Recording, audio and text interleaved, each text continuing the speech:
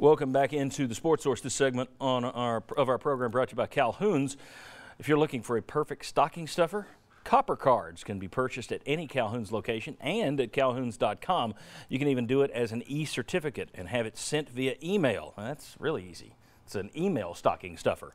Copper cards, the gift of good food and the taste of Tennessee. Calhoun's Copper cards. All right.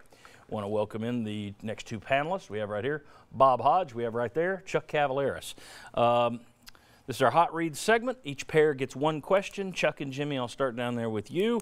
Footballscoop.com reported last night that sources told them that Jeremy Pruitt was planning to make a change at offensive coordinator. Jimmy, Jeremy Pruitt told you last night, quote, "It's not true and it's not going to happen." Do you expect to see changes on this staff, Helton or otherwise?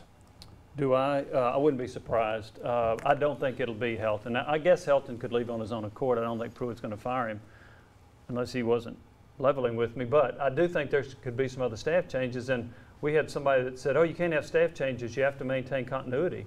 Well, you're a first-year coach hiring 10 people on the staff.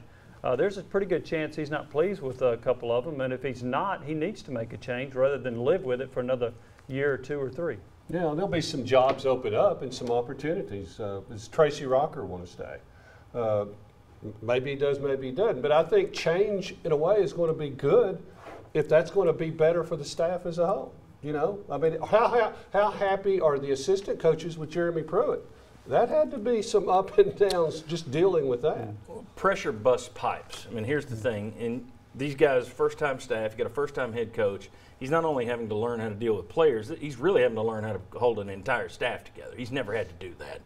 And when their losses piling up, you know there's friction. You know that. And you know guys start looking at each other thinking, well, my quarterback's ready if your line was ready, that kind of stuff. So you wonder, and Pruitt will get better over time on managing people. Maybe he's great this year, but John, that's an issue. Especially with a competitive staff that's not used to losing. That's a good point, yeah. And because of that, I think that you're going to have a lot of friction because why are we losing? What's going on here? I'm used to playing for championships at the end of the year, that type thing. Which we talked about all offseason leading up to this. How does this bunch handle getting kicked in the teeth? And they got kicked in the teeth. We'll see how they handled it. All right. The question for Bob and Will here. Tennessee beat two top 25 teams on the year. The only Kentucky will be ranked after tomorrow, after today. But this same Tennessee team couldn't live up to its projected finish of 6th in the East. They finished 7th. That's the second year in a row they finished last. Which will carry more weight over the next 8 months? The fact that this team beat two top 25 teams, which nobody saw coming, or the fact that this team finished dead last in the East, which some of us saw coming? Some of us saw coming.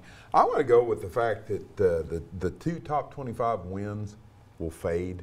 I think people are upset about the way the season ended.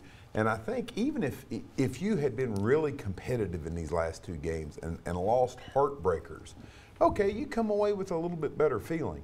But when you lose 2 games to 2, face it, Missouri and Vanderbilt are very mediocre football teams, and you lose the way you did, I think that overtakes the wins over the 2 top 25 teams. I think it's a negative feeling going into the offseason.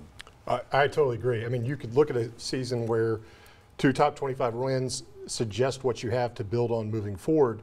You look at the way you ended this year, losing by 58 points in your last 2 games, and you say, well, what do we have to build on? And you look at that offensive line and defensive line and go, wow, seniors are graduating and they're bad. I saw some of the second-string defensive players get into the game, and I was sitting there going, that might be the worst player I've ever seen on the field. So you literally look at that at times and go, where do we go with this group? And it's discouraging because you see you're at the bottom rung right now. You're the absolute worst team, besides Arkansas, in the SEC. And what's funny is, if the 2 top 25 wins had been this week and last week, yeah, it'd be different. It's an entirely different mood that you have. You get better. That's correct. But instead, you won them, and then you kind of crashed and burned again. So that's the reason I think it's the bigger deal is the losing games by 25 points and losing Missouri and Vandy the way you did. You've heard me say this for 16 years. Losses are like scars. They don't go away. They're always there. People always remember them. If he wins his next 2 against Vanderbilt and then loses that next one, people are going to say he's 500 against Vanderbilt. They don't forget that first one just because, well, you didn't have a lot of talent. It was a bad year. Wins are like haircuts. That's great. I need another one. You've always got to have another haircut. Losses, though, buddy, Yep. scars, they stay with you. Especially Jeremy when it's- Pruitt doesn't need another haircut. Very good. Up next, we grade Jeremy Pruitt on his first year. What kind of grade do we give a guy in his first season? And I mean all 9 of us. We'll have the whole panel out here to do it. And then later, Pruitt opens the doors for recruits to play early. Any chance of a backfire there with some of the juniors who might leave? Come on back on the Sports Source.